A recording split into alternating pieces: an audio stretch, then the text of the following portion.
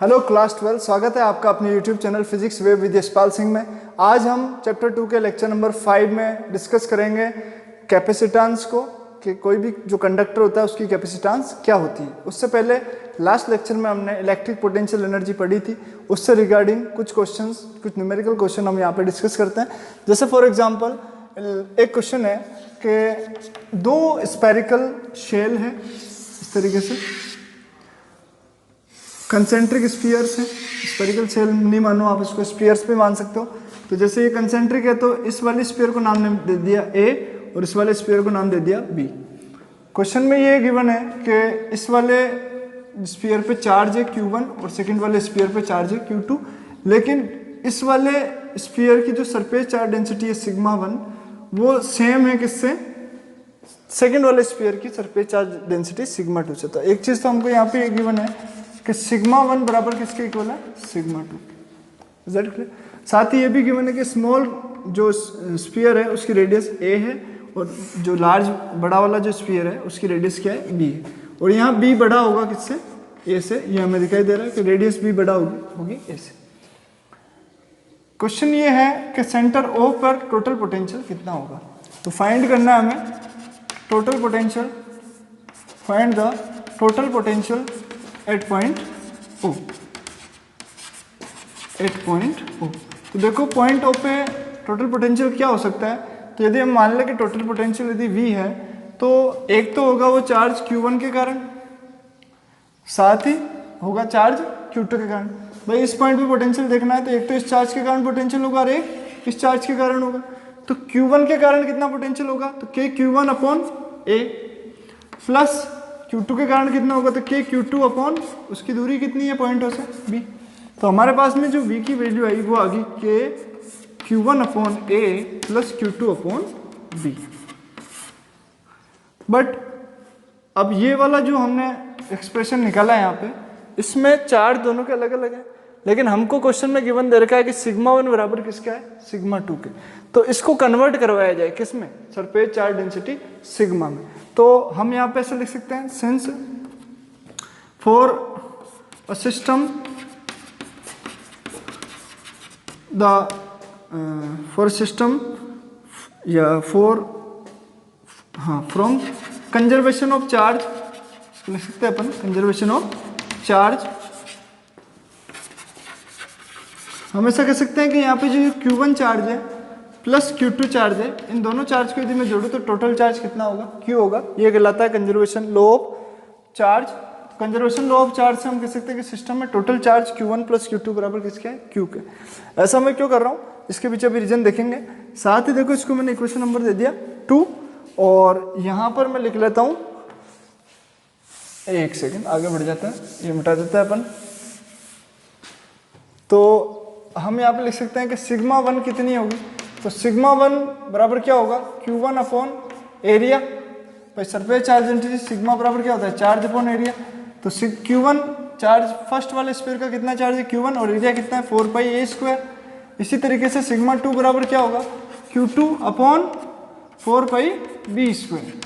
Question में given है sigma 1 बराबर किसके है, सिग्मा 2 के। यहाँ पे इसको आप लिख सकते हो चूंकि सिग्मा बराबर Q अपॉन A है। तो यहाँ पर फ्रॉम क्वेश्चन या गिवन जो है अकॉर्डिंग टू क्वेश्चन हमको पता है कि सिग्मा 1 बराबर है किसके, सिग्मा 2 के। तो इसको यदि हम सोल्व करें तो ये क्या हो जाएगा, Q1 अपॉन 4πa² बराबर Q2 अपॉन 4πb²। 4π से 4π कट गया तो हमारे पास क्या आ गया, Q1a² बराबर Q1 अपॉन a² बराबर Q2 अपॉन b²। यहाँ से हमने क्या किया, Q1 की वैल्यू निकाली, तो ये क्या आ गया, Q2 upon b² into a²। और इस Q1 की वैल्यू को मैंने क्या किया, इसमें रिप्लेस किया, जिससे कि मेरे पास इस Q1 की जगह यदि मैं Q2 into a² upon b² रखूंगा तो पूरी की पूरी टर्म किस में आ जाएगी, Q2 में। और उससे Q2 की वैल्यू किस में कन्वर्ट हो जाएगी, कैपिटल Q में। तो मैं यहाँ पे जो पोटेंशियल है हमारा टोटल, वो किसकी फॉर्म में निकालना चाह रहा हूँ, कैपिटल Q चार्ज की फॉर्म में निकालना चाह रहा हूँ। तो मैं इस चीज़ को यहाँ पुट कर दूँ, तो इक्वेशन नंबर इसको दे दें अपन 3। तो हम कह सकते हैं कि भाई Q1 की वैल्यू को इस इक्वेशन 2 में पुट करने पर तो हमारे पास रिजल्ट क्या आएगा, इसको मिटा देते हैं, आगे कर लेते हैं अपन। तो हमारे पास रिजल्ट आ गया यहाँ पर देखिए, तो बाई इक्वेशन 2, इक्वेशन 2 से हमारे पास क्या वैल्यू आ जाएगी, Q1 की वैल्यू क्या आ जाएगी, Q2 अपॉन बी स्क्वायर ए स्क्वायर प्लस Q2 बराबर कैपिटल Q। यहाँ से देखो Q2 कॉमन आ रहा है तो बचेगा A square upon B square plus 1, यहाँ से Q2 कॉमन निकल जाएगा इंटू इक्वल टू Q। देखो Q2 कॉमन निकलेगा तो A square upon B square plus 1 बचेगा। आगे बढ़ते जाओ, यहाँ से Q2 की पहले एलसीएम ले लो तो क्या आएगा, a square plus b square upon B square. तो Q2 बराबर क्या आ गया, a square plus b square upon B square बराबर कैपिटल Q। तो यहाँ से Q2 की वैल्यू कितनी होगी, कैपिटल Q into b square upon a square plus b square. ये हो गया आपके इक्वेशन नंबर 4। जिस प्रकार Q2 आपने यहाँ पर Q1 की वैल्यू को रिप्लेस करके Q2 निकाला इस फॉर्म में, उसी तरीके से आप यहाँ से देखो Q1 ने निकाल के Q2 भी निकाल सकते थे। Q2 कितना होता, Q1 into b square upon a square, और फिर इस Q2 की वैल्यू को यहाँ पुट करते तो पूरी इक्वेशन किस में आ जाती, Q1 में। और फिर सोल्व करके यदि Q1 को आप कैपिटल Q में निकालना चाहते तो वो किस प्रकार से आता, तो वो देखो इस प्रकार से आता। आगे बढ़ते हैं, तो हमारे पास हम कह सकते हैं कि सिमिलरली Q1 कितना होता, Q1 की जो वैल्यू होती है यहाँ पर कैपिटल Q, वहाँ बी स्क्वायर है तो क्या आ जाएगा, ए स्क्वायर। देखो Q2 निकाला तो B square upon a square plus b square, और Q1 निकालेंगे तो यहाँ क्या आएगा, उसकी रेडियस का स्क्वायर, छोटे वाले स्क्वायर की, तो Q into a square upon a square plus b square. ये आप सोल्व करके देख सकते हैं वापस उसी पैटर्न को। यहाँ पर Q2 निकाल ले Q1 की फॉर्म में, यहाँ पुट करके फिर सोल्व करें, आपको ये रिजल्ट मिलेगा। तो ये होगी आपका इक्वेशन नंबर 5। अब देखो 4th एंड 5 को पुट करो आप, put equation 4 and equation 5 in equation 1। Equation 1 में पुट करेंगे तो इक्वेशन 1 क्या है, v बराबर k, यहाँ पर है Q1 upon a plus Q2 upon b। याद है आपको, इस तरीके से हमने इक्वेशन लिखी थी फन। तो इसमें Q1 और Q2 की वैल्यू को आप पुट कर दीजिए, तो आपके पास में क्या आ गया, k, Q1 कितना है, Q into a square upon a square plus b square plus Q2 upon और इंटू 1 अपॉन ए बी है, ये 1 अपॉन ए बी है। तो ये देखो, इसको थोड़ा तरीके से लिख लो, Q1 कितना है, Q into a square upon ये a आएगा, फिर इसके बाद a square plus b square plus देखो Q2 अपॉन बी, तो 1 अपॉन बी तो पहले लिख लिया, और Q2 की वैल्यू पुट कर दो। Q2 की वैल्यू कितनी है, capital Q b square upon a square plus b square, और ये ब्रैकेट बंद। तो b से बी स्क्वायर कट गया, a से ए स्क्वायर कट गया, तो हमारे पास रिजल्ट क्या आ गया पोटेंशियल का, k कैपिटल Q कॉमन आ गया यहाँ से, देखिए और क्या कॉमन आ रहा है, a square plus b square, तो नीचे आ गया a square plus b square common, और ऊपर Q कॉमन आ गया, k पहले से ही था, ऊपर क्या बचा, a into a plus b. तो ये आपके पास में रिजल्ट आया पोटेंशियल का कि पॉइंट ऑपर पोटेंशियल कितना होगा दोनों चार्ज के कारण, k Q upon a square plus b square into a plus b. तो ये आंसर है। तो इस तरीके से ये क्वेश्चन हमको यहाँ पे करना था।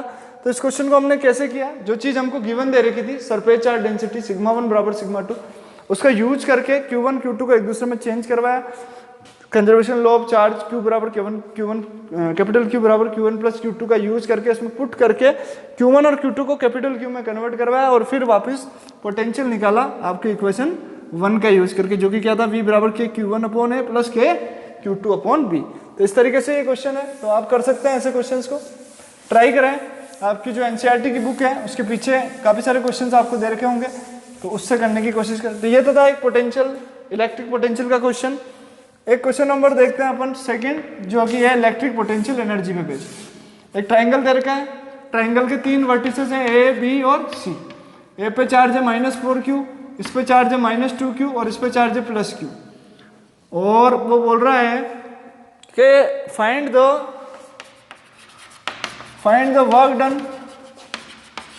Work done required to construct the following system. इस प्रकार के सिस्टम को, 3 चार्जेस का एक सिस्टम है, इसको बनाने के लिए कितना वर्क डन रिक्वायर्ड होगा, ये चीज आपसे पूछ रहा है। तो इसमें क्या करें अपन, 3 चार्जेस का सिस्टम है, और यहाँ पर इसकी डिस्टेंस इसने दे रखी है dd, कितनी दे रखी है, dd। इसका मतलब ये तीनों साइड इक्वल है, इक्विलेटरल ट्रायंगल है ये। इक्विलेटरल ट्रायंगल बनाने के लिए जिसके वर्टिसेस पे 3 चार्ज पड़े हैं, कितना वर्क करना पड़ेगा। तो ये कुछ इस तरीके से है कि जैसे मान लिया कि ए पॉइंट पे जो चार्ज है इसको माना कि Q1 है, बी पॉइंट पे चार्ज इसको मान लिया Q2 है और सी पॉइंट पे जो चार्ज है इसको मान लिया Q3 है। तो सबसे पहले आप Q1 लेके आए तो वर्क डन कितना करना पड़ा, कोई भी चार्ज नहीं था इसलिए 0 करना पड़ा। फिर Q2 लाए तो Q1 का पोटेंशियल उस पर लगा तो W1 W2 कुछ करना पड़ा। फिर Q3 लाए तो Q1 और Q2 दोनों ने इस पर पोटेंशियल लगाया तो आपको W3 भी मिला। तो आपके पास में टोटल वर्क डन का जो फॉर्मूला है वो हमको डायरेक्टली याद है कि Q1 Q2 upon R12 plus के Q2 Q3 upon R23 plus के Q3 Q1 अपॉन R31। ये फॉर्मूला आपको डायरेक्ट लिखा रखा है for a system of 3 charges. 3 charge के सिस्टम के लिए जो पोटेंशियल एनर्जी या वर्क का जो फॉर्मूला आता है स्थितिज ऊर्जा कार्य के लिए वो ये होता है, जिससे Q1 से स्टार्ट होंगे वही Q1 पे खत्म हो जाएगा। और ये R12 R23 और R3 उन चार्जेस के बीच की डिस्टेंस है। तो यहाँ पर R12 क्या होगा, 1 Q1 और Q2 ये है तो R12 बराबर क्या हो गया D। इसी तरीके से देखो Q2 और Q3 ये है तो ये वाली जो D है ये किसके बराबर हो गया, R23 बराबर D हो गया। इसी प्रकार Q3 और Q1, ये Q3 और ये Q1 इसके बीच की डिस्टेंस ये क्या हो जाएगी R31। हालांकि ये डिस्टेंस सब में ही सेम है तो आप ऐसा ना भी लिखो डायरेक्ट करो तो भी आपका आंसर आ जाएगा। क्या कॉमन निकल गया, Q1 की वैल्यू देखो -4Q N2 ब्रैकेट में लिख देते हैं। Q2 कितना है -2Q और डिस्टेंस कितनी है D plus Q2 into Q3, Q2 कितना है -2Q इंटू Q3 कितना है Q अपॉन D प्लस अब देखो Q3 Q1 कितना है Q इंटू Q3 कितना है -4Q सॉरी Q1 है वो, Q3 तो Q है अपॉन D। तो सोल्व कर लो, आंसर आ गया आपके पास के। देखो क्या होगा इसका आंसर, माइनस माइनस प्लस 4 2 जा 8 Q square upon D, minus plus minus 2 1 जा 2 Q square upon D, minus plus minus Q into Q square 4Q square upon D। तो देखो 8Q square D -2Q square D और minus के जुड़ेंगे कितना हो जाएंगे 6Q स्क्वायर D और प्लस के 8 में से माइनस होंगे तो कितना बचेगा 2KQ स्क्वायर अपॉन D। तो ये आपके सामने किसकी वैल्यू आई, वर्क डन की, जो कि रिक्वायर्ड है किसी भी 3 चार्जेस को किसी ट्राइंगल शेप में बना के एक सिस्टम अरेंज करने के लिए। तो ये क्वेश्चन था आपके सामने। चलो आगे बढ़ते हैं अपन। इसी तरीके का एक क्वेश्चन और मैं आपको देता हूं, जैसे फॉर एग्जांपल क्वेश्चन है कि 3 चार्ज कोलिनियर है, इस चार्ज की वैल्यू है Q, इस चार्ज की वैल्यू कितनी है Q -Q और यहाँ पर कोई कैपिटल Q चार्ज पड़ा है और तीनों एक ही लाइन में रखे हुए हैं और तीनों लाइन में जो पॉइंट है वो A B और O है, ठीक है। इसके बीच की डिस्टेंस R है, इसके बीच की डिस्टेंस भी R है और उन दोनों के बीच की डिस्टेंस 2R है, कोई दिक्कत नहीं। क्वेश्चन कह रहा है कि टोटल पोटेंशियल एनर्जी 0 है।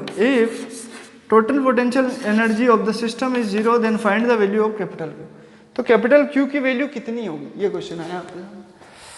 तो कैसे करें, ये यहाँ पे चार्जेस कितने हैं 1 2 3, यानी ये कितने चार्जेस का सिस्टम है, 3 चार्जेस का सिस्टम है। और मैंने बताया कि किसी भी सिस्टम में यदि 3 चार्ज हो तो आपका जो फॉर्मूला आएगा वर्क डन का या पोटेंशियल एनर्जी का, उसमें 3 टर्म आएगी।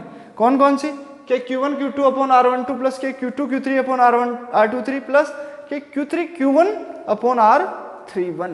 तो वही फॉर्मूला आपको यहाँ अप्लाई करना है। लेकिन अब यहाँ पे कौन सा Q1 है, कौन सा Q2 और कौन सा Q3 है, तो आप कोई भी मान लो। इसको मान लो जैसे Q1, तो इसको मान लिया आपने क्या Q2, तो इसको क्या ले लिया Q3।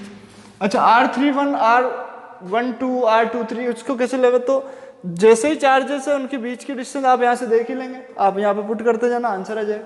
और वो पोटेंशियल एनर्जी कितनी आपको दे रखी है 0।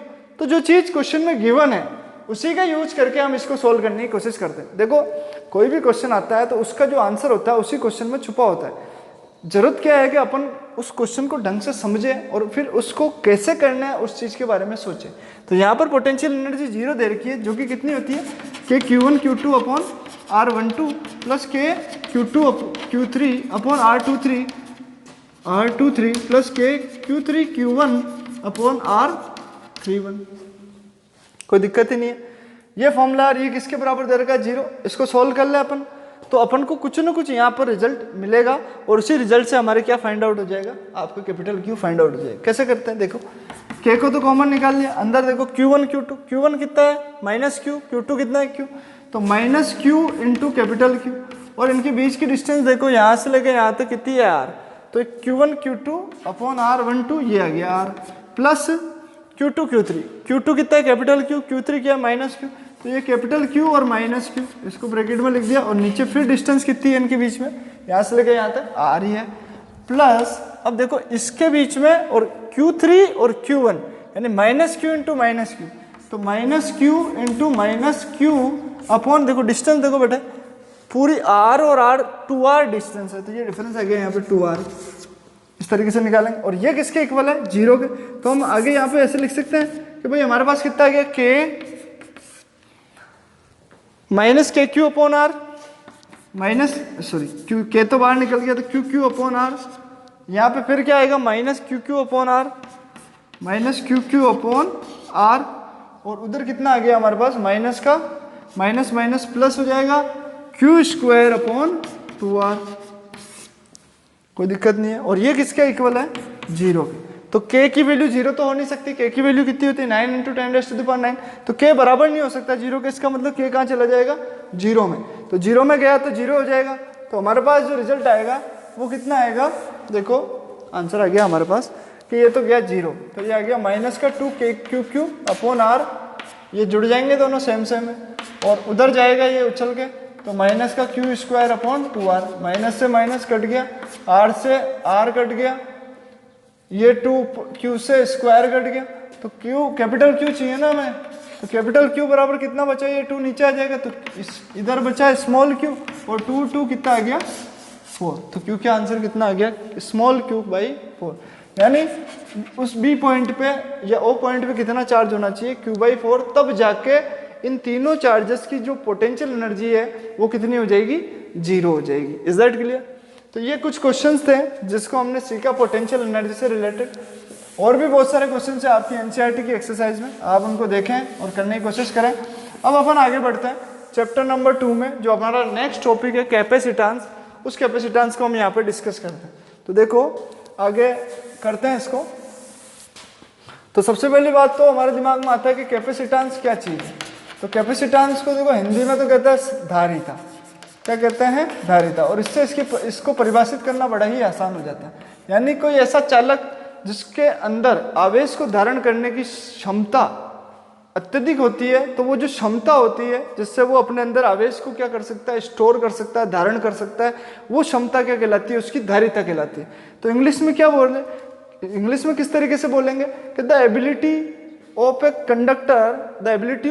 Conductor to store charge in it, यानी किसी भी कंडक्टर की अपने अंदर चार्ज को स्टोर करने की जो एबिलिटी होती है वो उसकी क्या कहलाती है, कैपेसिटेंस कहलाती है। तो ये तो एक जनरल डेफिनेशन होगी कि what is capacitance, then we can say the ability और the capacity of a conductor due to which it store electric charge in it, यानी अपने अंदर क्या स्टोर कर सकता है, इलेक्ट्रिक चार्ज स्टोर कर सकता है। बट अभी इसको थोड़ा दूसरे तरीके से हम डिफाइन करेंगे, तो वो डिफाइन का जो तरीका होगा वो इस तरीके से है, जैसे हम देखो हम जानते हैं कि जैसे कोई स्पेरिकल कंडक्टर है, ये क्या है एक स्पेरिकल कंडक्टर, और स्पेरिकल कंडक्टर पहली बात तो कंडक्टर क्या होता है, जिसमें इलेक्ट्रॉन्स फ्रीली मूव कर सकते हैं और जो इलेक्ट्रिसिटी को कंडक्ट कर सकता है। तो स्पेरिकल कंडक्टर के अंदर क्या होगा, हमने माना कि जैसे इसके सेंटर पे इस पर टोटल चार्ज कितना डिस्ट्रीब्यूट है, हमने मान लिया जैसे यहाँ पे कैपिटल Q चार्ज डिस्ट्रीब्यूट है, और जो कि पूरा का पूरा इसके सेंटर पे कंसंट्रेटेड है,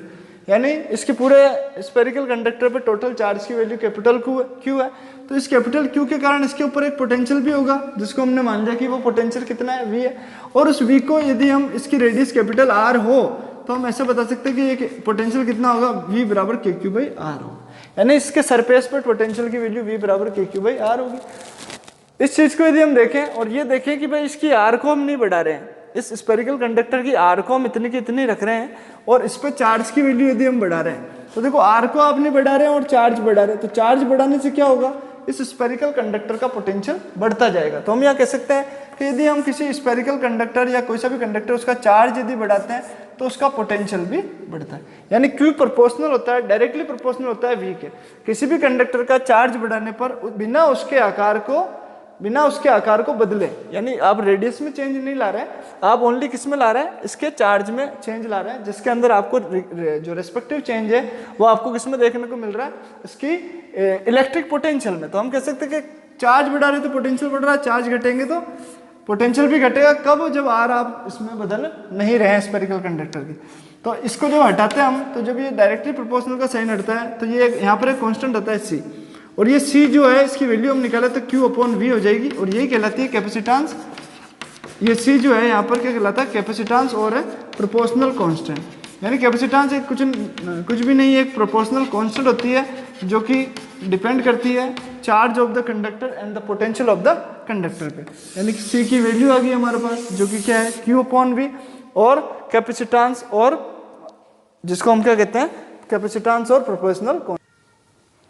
अब आगे बढ़ते हैं कि जैसे अपन ने यहाँ पे कैपेसिटेंस का फॉर्मूला बना लिया, तो हम इसको डिफाइन कैसे कर सकते हैं। तो हम लिख सकते हैं कि the ratio of electric charge to the potential, electric charge to electric potential of a conductor, electric potential of a conductor is called capacitance, is known as या called capacitance of that conductor. यानी ये define आ गई कि capacitance क्या है, charge upon potential का ratio होता है। तो ये बड़ी सिंपल सी परिभाषा है जो ज़्यादातर नहीं पूछते हैं, तो आप इसको बस यहाँ पर जो आपके लिए इंपॉर्टेंट थिंग है वो क्या है, इसका फॉर्मूला कि भाई C बराबर होता है कितना है, तो चार्ज अपॉन पोटेंशियल कैपेसिटेंस कहलाती है, और इसको आप डिफाइन कर सकते हैं इस तरीके से। तो अब आगे बढ़ते हैं अपन, जैसे इसकी यूनिट की बात करें। अब देखो 2-4 चीज़ें हम यहाँ पे सीखेंगे इसके बारे में, तो ये मैं मिटा देता हूँ।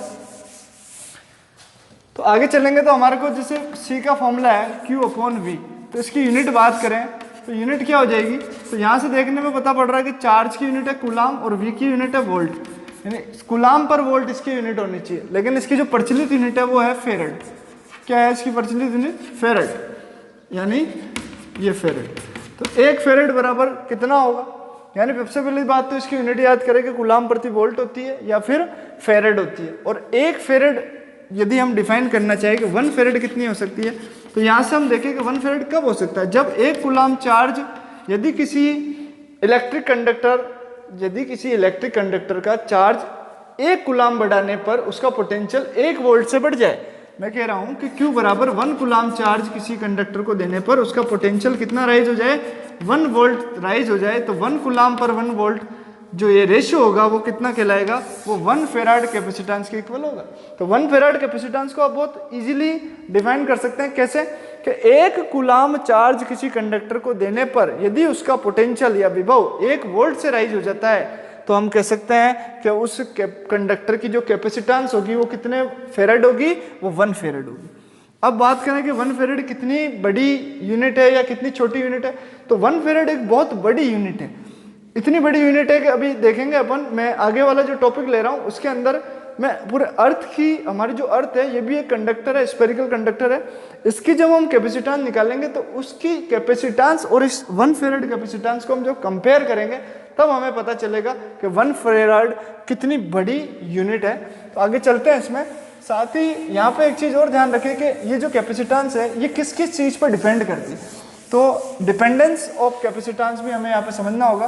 तो आप 2 चीज़ें हमने सीखी, एक तो C बराबर Q/V, दूसरी चीज़ इसकी यूनिट क्या होती है, फेराड या फिर कूलाम पर वोल्ट। अब यहाँ पे डिपेंडेंस, तो डिपेंडेंस ऑफ कैपेसिटेंस, डिपेंडेंस किस किस पर डिपेंड करती है, तो सबसे पहले तो शेप और साइज ऑफ कंडक्टर। तो आपका कंडक्टर का शेप और साइज कैसा है इस पर डिपेंड करेगा कैपेसिटेंस की वैल्यू। दूसरी चीज नेबरिंग, इट डिपेंड्स ऑन, तो हम लिख सकते हैं it depends on surrounding medium, यानी किसी भी कंडक्टर के सराउंड में कौन सा मीडियम है इस पे भी ये डिपेंड करती है। साथ ही तीसरी चीज it depends on neighbouring conductors, यानी किसी कंडक्टर के पास में कोई दूसरा कंडक्टर रखा हुआ है, नेबरिंग यानी उसके आसपास में कोई कंडक्टर और रखा हुआ है, तो उस पर भी ये डिपेंड करती है। तो नेबरिंग कंडक्टर पे जो आसपास में जो कंडक्टर्स होते हैं उन पे ये डिपेंड करती है, साथ ही सराउंडिंग मीडियम पे भी डिपेंड करती है और शेप और साइज पे। अब ये तो तीनों चीज़ें हैं कि शेप साइज पे कैसे कर रही है, सराउंडिंग मीडियम पे कैसे कर रही है, नेबरिंग कंडक्ट, ये चीज़ें हम जब पैरेलल प्लेट कैपेसिटर पढ़ेंगे या फिर हम जो नेक्स्ट टॉपिक पढ़ रहे हैं उसको पढ़ने के बाद हमें समझ में आ जाएगा कि कैपेसिटेंस की वैल्यू शेप और साइज पे और इन दोनों चीज़ों पे कैसे डिपेंड करती है। फिलहाल तो आप याद रखें इसको कि डिपेंडेंस ऑफ कैपेसिटेंस क्या है, शेप और size of conductor depend on surrounding medium और and it depends on neighbouring conductors. तो ये तीन चीज़ आप याद रखें। यहाँ पे आगे चलते हैं अपन स्फेरिकल कंडक्टर। तो अगला टॉपिक है हमारा कैपेसिटेंस ऑफ स्फेरिकल कंडक्टर। तो स्फेरिकल कंडक्टर क्या होता है, देखो ध्यान से समझिए। स्फेरिकल कंडक्टर इंपॉर्टेंट है ये, इससे आधा पौन एक नंबर का क्वेश्चन आ सकता है, आधे का तो चलो आता ही नहीं है आजकल। तो कैपेसिटेंस ऑफ स्फेरिकल कंडक्टर क्या होगा, तो हमने यहाँ पे क्या किया है, एक स्फेरिकल कंडक्टर लेट किया जिसकी रेडियस कितनी है कैपिटल आर है और जिसपे चार्ज कितना है कैपिटल क्यू है और पोटेंशियल कितना V बराबर के क्यू बाई आर है। ये इसके सरफेस पे पोटेंशियल की वैल्यू है V बराबर के क्यू बाई आर। तो ये एक ऐसा स्फेरिकल कंडक्टर है, स्फेरिकल है, सर्कुलर नहीं है, पूरा एक 3D शेप में एक कंडक्टर है मोटा सा मेटल का जिसके ऊपर चार्ज क्यू है। तो इसकी कैपेसिटेंस कितनी होगी, तो हम लिख सकते हैं since the potential on spherical conductor is given by, potential कितना दिया जा सकता है स्फेरिकल कंडक्टर का, V बराबर के क्यू बाई कैपिटल आर, और के क्यू बाई कैपिटल आर को ऐसे लिख सकते हैं 1/4 pi epsilon naught Q upon R, equation number 1। So capacitance कितनी हो जाएगी, देखो कैपेसिटेंस क्या हो जाएगी स्फेरिकल कंडक्टर की, कि C बराबर होता है Q अपॉन V। तो Q V कितना है, ये रहा 1/4 pi epsilon not capital Q upon R, capital Q से कैपिटल Q कट गया ऊपर चला गया, तो ये क्या आ गया 4 पाई एप्सिलॉन नॉट R, यानी C की वैल्यू कितनी आई 4 पाई एप्सिलॉन नॉट R आ गई।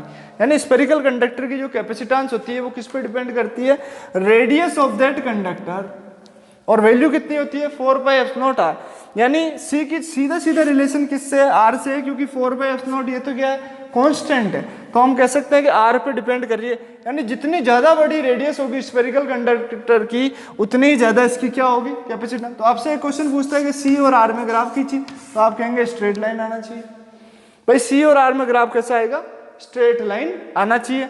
और यहां से हमें पता पड़ा कि शेप और साइज ऑफ कंडक्टर पे कैपेसिटेंस डिपेंड करती है, यानी जितनी ज्यादा रेडियस होगी उसकी उतनी ही ज्यादा क्या होगी, उसकी उतनी ज्यादा कैपेसिटेंस होगी। तो आपको एक पॉइंट तो यहाँ पे क्लियर हो गया कि कैपेसिटेंस क्यों डिपेंड करती है शेप और साइज ऑफ कंडक्टर। तो बड़ा ही सिंपल था, देखो मैंने V का जो फॉर्मूला था बहुत आसान वो लगाया और यहाँ पे C में बस Q अपॉन V में V की वैल्यू पुट करी, अपना आप ही कैपेसिटेंस निकल के आ गई। तो ये बड़ा आसान क्वेश्चन था। इस पर एक न्यूमेरिकल क्वेश्चन हम यहाँ पे करेंगे कि जैसे फॉर एग्जाम्पल जैसे अर्थ है, हम हमारे अर्थ की बात कर लेंगे। अर्थ क्या है, एक स्फेरिकल कंडक्टर है और इसकी रेडियस R बराबर कितना है 6400 किलोमीटर है, और 6400 किलोमीटर को मीटर में बदल रहा है तो 6.4 इंटू 10⁻⁶ मीटर है। अच्छा, इस पर चार्ज Q दे रखा है, ठीक है, और इसकी कैपेसिटेंस हमको निकालनी है।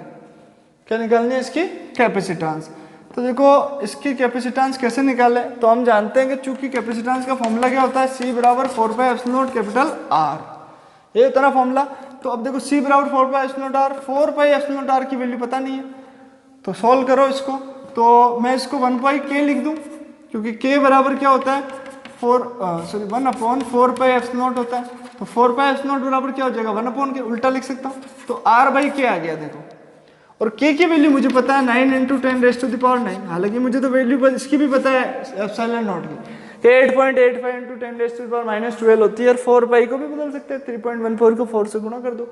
लेकिन ये थोड़ा कॉम्प्लिकेशन हो जाएगा, इजी वे में यहाँ से कटेगा ये अपना, तो इसको K में बदल दिया और R, तो लिखो यहाँ पर K की वैल्यू तो आ गई 9 इंटू 10⁻9, और ये R कितनी आ गई 6.4 इंटू 10⁻6। पॉइंट हटाएंगे नीचे कितना आ जाएगा 10, अच्छा 10⁻10 और 10⁻6 कटेगा 1/4, 1/10⁴ आ जाएगा। ऊपर कितना बचेगा 64 और नीचे बचेगा 9 और यहाँ बचेगा 10⁻4, ऊपर जाएगा 10⁻⁻4 तो 64/9 इंटू 10⁻⁻⁴। काटो, 9 7 जा 63, 1 बचा, 9 1 जा पॉइंट आएगा 1, फिर 1 बचेगा 9.1, यानी अपने पास क्या आ रहा है 7.11 इंटू 10⁻⁻⁴ फेरड, ये कैपेसिटेंस आ रही है। इस पॉइंट को भी हटा दो तो नीचे कितना आ जाएगा 100, जो ऊपर जाके -6 हो जाएगा। अरे भाई 100 नीचे आएगा तो 2 ऊपर जाएगी पावर, माइनस की पावर 2 तो कितनी हो जाएगी, तो हमारे पास आ जाएगा 711 इंटू 10⁻⁻6 फेरड, यानी 711 माइक्रो फेरड। यानी इतनी बड़ी अर्थ जिसकी रेडियस 6.4 इंटू 10⁻⁶ किलोमीटर है, उसकी जो कैपेसिटेंस आ रही है वो कितनी फेरड है, वो 711 माइक्रो फेरड है, यानी 711 10⁻⁻6 फेरड है। यानी कितनी कम कैपेसिटेंस है पूरी अर्थ की। यानी अब देखिए आप, एक फेरड कैपेसिटेंस, मैंने बोला ना एक फेरड कैपेसिटेंस एक बहुत बड़ी यूनिट है, क्योंकि इतनी बड़ी अर्थ की जो कैपेसिटेंस है वही इतनी कम है 711 माइक्रो। तो 1 फेरड कैपेसिटेंस प्राप्त करने के लिए आपको कितना बड़ा प्लेनेट लेना पड़ेगा, कितना बड़ा कंडक्टर लेना पड़ेगा, अर्थ से भी बड़ा कंडक्टर, जिसकी कैपेसिटेंस कितनी होगी 1 फेरड होगी। तो ये चीज हमको यहाँ पे समझ में आई। कुछ क्वेश्चंस और भी हैं, क्वेश्चंस तो क्या कहें, कुछ रिलेशंस है, उन रिलेशंस को भी यहाँ पे समझ लेते हैं और फिर आज का टॉपिक खत्म करते हैं। नेक्स्ट टॉपिक में हम आगे पैरेलल फ्लैट कैपेसिटर को और प्रिंसिपल ऑफ कैपेसिटर को डिस्कस करेंगे। यहाँ पर कुछ नोट डाल के आप लिख सकते हैं कि जैसे एक बिग ड्रॉप है, एक कोई मरकरी, जैसे यहाँ पे ले लो मरकरी है, ये मेटल है, कौन सा मरकरी, मरकरी की ड्रॉप है, मरकरी यहाँ पे मेटल होती है, तो मैं कह सकता हूँ कंडक्टिंग, स्पेरिकल कंडक्टिंग ड्रॉप है, बिग ड्रॉप, जिसकी रेडियस कितनी है कैपिटल R है, और इसको आपने कन्वर्ट किया बहुत सारी छोटी छोटी स्मॉल ड्रॉप्स में, तो n स्मॉल ड्रॉप्स आपने यहाँ पे बना दिए किसकी, मरकरी की, और जिसमें एक स्मॉल ड्रॉप को यहाँ पे मैं मानूं तो एक स्मॉल ड्रॉप ये छोटी सी है, तो इसकी रेडियस कितनी है, स्मॉल r है। यानी आपने स्मॉल r रेडियस की n ड्रॉप में ब्रेक किया एक कैपिटल R रेडियस की बिग ड्रॉप को, तो इस बिग ड्रॉप पे यदि चार्ज कैपिटल Q है और एक छोटी सी ड्रॉप पे यदि चार्ज स्मॉल q है, इस बिग ड्रॉप की कैपेसिटेंस है वो कैपिटल C है, और इस छोटी सी ड्रॉप की कैपेसिटेंस स्मॉल c है, यहाँ मैं छोटे छोटे से लिखता जाता हूँ, इसका पोटेंशियल कैपिटल V है, इसकी जो पोटेंशियल है वो उसकी वैल्यू स्मॉल v है। तो इनमें क्या रिलेशन हो सकता है, तो इन सब के बीच में रिलेशन निकालना चाह रहे हैं, तो आपको मैं सारे रिलेशन एक साथ लिख के बताता हूँ। जैसे रेडियस में हम देखना चाहे रिलेशन कि कैपिटल R और स्मॉल r में क्या रिलेशन होगा, तो कैपिटल R बराबर n की पावर 1/3 इंटू स्मॉल r होगा, जहां पर कैपिटल R क्या है, बिग ड्रॉप की रेडियस है, और स्मॉल क्या है, स्मॉल r क्या है, एक सिंगल स्मॉल ड्रॉप की रेडियस है। आप लिख सकते हैं यहाँ पे r क्या है, radius of big drop, radius of big drop, और स्मॉल r क्या, radius of one small drop, यानी एक स्मॉल ड्रॉप, और n यहाँ पे क्या है, total number of small drops. तो फर्स्ट आ गया। अब आप चार्ज की बात करें कि चार्ज में क्या रिलेशन होगा, तो कैपिटल Q यदि चार्ज है आपका, तो यहाँ पर स्मॉल n इंटू स्मॉल, एक स्मॉल ड्रॉप का चार्ज यानी कैपिटल Q, यानी टोटल बड़ी ड्रॉप पे चार्ज कितना होगा, एक छोटी ड्रॉप पे जो चार्ज है उसका n गुना, यानी ये इस तरीके से रिलेशन। ये कैसे आ रहा है अभी अपन बताएंगे, इनको प्रूव करेंगे।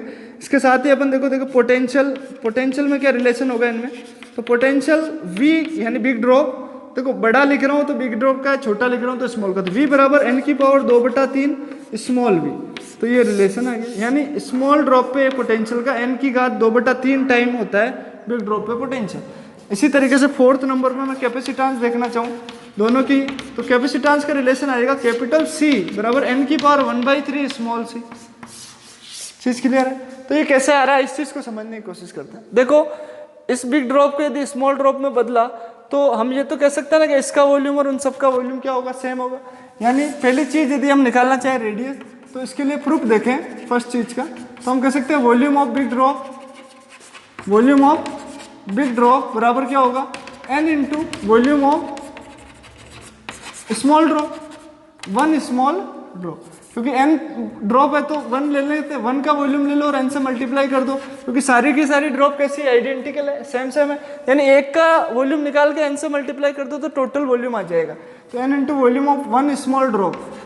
अब देखो यहाँ पे स्पेरिकल शेप में है, तो ये तो क्या होगा 4/3 पाई कैपिटल R क्यूब, और ये होगा 4/3 पाई स्मॉल r क्यूब, लेकिन n से मल्टीप्लाई करना है। अब आप देखो आपके पास रिलेशन आ गया r की पावर 3 बराबर, देखो 4/3 पाई से 4/3 सॉरी n नहीं कटेगा, 4/3 पाई कट गया, तो यहाँ पर आ गया n और r की पावर 3।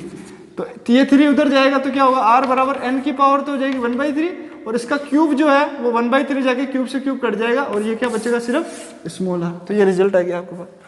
अब चार्ज तो सीधे ही देख लो, इस पर टोटल चार्ज कैपिटल क्यू और एक पे स्मॉल क्यू है, तो टोटल चार्ज तो एन टाइम ही होगा। चार्ज तो कभी बदलता भी नहीं है, रेडियस इन पे डिपेंड भी नहीं करता, लेकिन कौन डिपेंड करता है, आपके डिस्टेंस पे डिपेंड करता है, एक तो पोटेंशियल और एक करती है कैपेसिटेंस। तो देखो कैसे, अब देखो दूसरी चीज मैं अब यहाँ पे बात करूँ, जैसे फॉर एग्जाम्पल कैपेसिटेंस की बात करूँ फोर्थ, तो फोर्थ को देखना है तो मेरे को C बराबर क्या लिखना होगा, 4πε0r। 4π स्फेरिकल कंडक्टर की होती है ना, 4πε0 कैपिटल R, कैपिटल इस बिग ड्रॉप की निकाल लो तो कैपिटल R उसी की रेडियस आएगी। अब एक कैपिटल R बराबर कितना है, n की पावर 1/3 स्मॉल r, तो ये क्या हो गया 4πε0 n की पावर 1/3 स्मॉल r। अब आप ध्यान से देखो n की पावर 1/3 तो आगे आ गया और 4πε0 स्मॉल r, तो ये 4πε0 स्मॉल r क्या कहलाएगी, ये कहलाएगी कैपेसिटेंस किसकी, एक छोटी सी ड्रॉप की। तो आपके पास C बराबर क्या आ गया, n की पावर 1/3 स्मॉल c। क्लियर। तो इस तरीके से रिलेशन पोटेंशियल में भी निकाल लो। V बराबर क्या होता है, के Q by capital R। Q बराबर कितना है, n क्यू, ध्यान से देखो ना, Q बराबर क्या है n क्यू, और कैपिटल R बराबर क्या है, n की पावर 1/3 स्मॉल r।